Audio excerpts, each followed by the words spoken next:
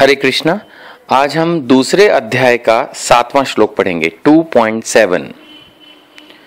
कार्पण्य दोष उपहत स्वभाव पृच्छामि त्वं धर्म सम्मूढ़ चेता यत् श्रेयस्यात् निश्चितं ब्रूहि तत् मे शिष्यते अहं शादी मां त्वां प्रपन्नम। इसका अर्थ है, अब मैं अपनी कृपण दुर्बलता के कारण अपना कर्तव्य भूल गया हूं और सारा धैर्य खो चुका हूं। ऐसी अवस्था में मैं आपसे पूछ रहा हूं कि जो मेरे लिए श्रेयस्कर हो उसे निश्चित रूप से बताएं। मैं आपका शिष्य हूं और आपका शरणागत हूं, कृपया मुझे उपदेश दें।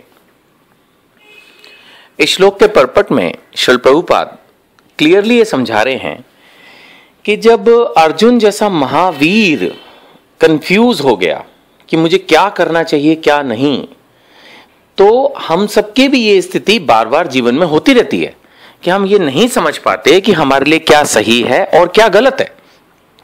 ऐसे में हम किससे ओपिनियन लें, किसकी राय लें? अगर कोई छोटी मोटी बात है तो शायद हम अपने किसी दोस्त या किसी भी साधारण व्यक्ति से डिस्कस कर सकते हैं, लेकिन अगर कोई जिंदगी का बड़ा मोड़ हो, कोई क्रूशियल डिसीजन हो, जैसे इस समय अर्जुन के सामने था कि अपने परिवार वालों से युद्ध करे या संन्यास लेकर जंगल में जाकर जीवन बिताए, इतना महत्वपूर्ण प्रश्न। तो ऐसी स्थिति में अर्जुन जी भगवान को अब अपना मित्र ना मानकर गुरु बना रहे हैं और उनको क्लियरली कह रहे हैं कि भाई मैं आपसे पूछ रहा हूं, मैं कंफ्यूज हो गया हूं, धैर्य खो चुका हूं, कर्तव्य भूल गया हूं, और आप कृपया करके वो बताइए जो मेरे लिए बेस्ट है। कई बार हम ऐसा भी सोचते हैं कि गुरु के पास जाकर जो हमारे मन में है उसकी अप्रूवल ले लें। यह तरीका भी गुरु के पास जाने का गलत है। हमेशा हमें यह सोचना चाहिए कि गुरु हमें वो बताए जो हमारे लिए सही है, वो नहीं जो हमारे मन में है। कई बार होता है कि हम, जैसे मैंने अभी भी कहा, उसी बात को मैं रिपीट कर रहा हूं कि हम गुरु या भगवान से चाहते हैं बस जो हमारे मन में है भगवान उसको ओके कर दो, जबकि जो भगवान है वो कभी ऐसा नहीं करते। फिर हम कई बार नाराज भी होते हैं, भगवान हमने तुमसे मांगा था आपने दिया नहीं, या गुरुदेव से हमने एक चीज आज्ञा मांगी उन्होंने दी नहीं, तो हम सोचते हैं अरे गुरु तो अच्छा नहीं है। जबकि गुरुदेव, हमारे माता पिता, भगवान हमेशा हमारे लिए वो चीज देते हैं जो हमारे लिए बेटर है, ना कि वो जो हमारे मन में है। तो इसीलिए अर्जुन जी ने बहुत अच्छे से प्रश्न किया कि मैं आपसे पूछ रहा हूं और वो बताएं जो मेरे लिए श्रेयस्कर हो, जो मेरे लिए बेस्ट हो। और साथ में वो ये भी कह रहे हैं कि मैं अब आपका शिष्य हूं और आपकी शरणागत हूं। कहीं ना कहीं हमें सरेंडर की फीलिंग तो लानी ही पड़ेगी, तभी हम अपने माता पिता से कुछ ज्ञान ले पाएंगे, तभी हम अपने गुरु से कुछ ज्ञान ले पाएंगे, तभी हम भगवान की कृपा प्राप्त कर पाएंगे।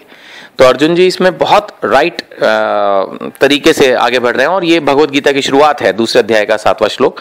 पहले अध्याय में तो यही चर्चा होती रही कि मैं युद्ध नहीं करना चाहता, शुरुआत में भी उन्होंने इसी तरह की कुछ स्टेटमेंट दी सेकंड चैप्टर के, और अब 7वें श्लोक में फाइनली वो चाहते हैं कि भगवान उनको शिक्षा दें, और इसीलिए उन्होंने बेसिकली अब उनका शिष्य बनना मंजूर किया है और वो चाहते हैं कि भगवान उनको नॉलेज दें। तो श्रील प्रभुपाद अपने परपट में यही समझा रहे हैं कि अगर हमें नॉलेज लेनी हो तो हमें किसी प्रमाणिक आध्यात्मिक गुरु के पास जाना चाहिए। यहां पर यह भी एक इश्यू खड़ा होता है कि प्रमाणिक गुरु कौन है। तो प्रमाणिक गुरु वो है जो परंपरा में हो। जैसे एक बहुत सिंपल एग्जांपल ले सकते हैं कि एजुकेशनल इंस्टीट्यूशन तो बहुत होते हैं हम, बट लेकिन पढ़ते किस में? हम उसमें पढ़ते हैं जो गवर्नमेंट से रिकग्नाइज्ड होता है।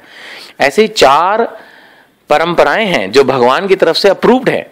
तो हमारा जो आध्यात्मिक गुरु होना चाहिए, जिनके साथ हमें अपना संबंध बनाना है, जिनकी हमें नॉलेज लेनी है, वो उन 4 में से किसी एक परंपरा से होने चाहिए। शास्त्रों के अनुसार ऐसी सिर्फ 4 ही परंपराएं हैं। इनके बारे में किसी और दिन किसी और श्लोक में चर्चा करेंगे कि वो 4 कौन सी हैं, बट हमें इन 4 प्रमाणिक परंपराओं से जो गुरु हो उसी को एक्सेप्ट करना चाहिए। हरे कृष्णा।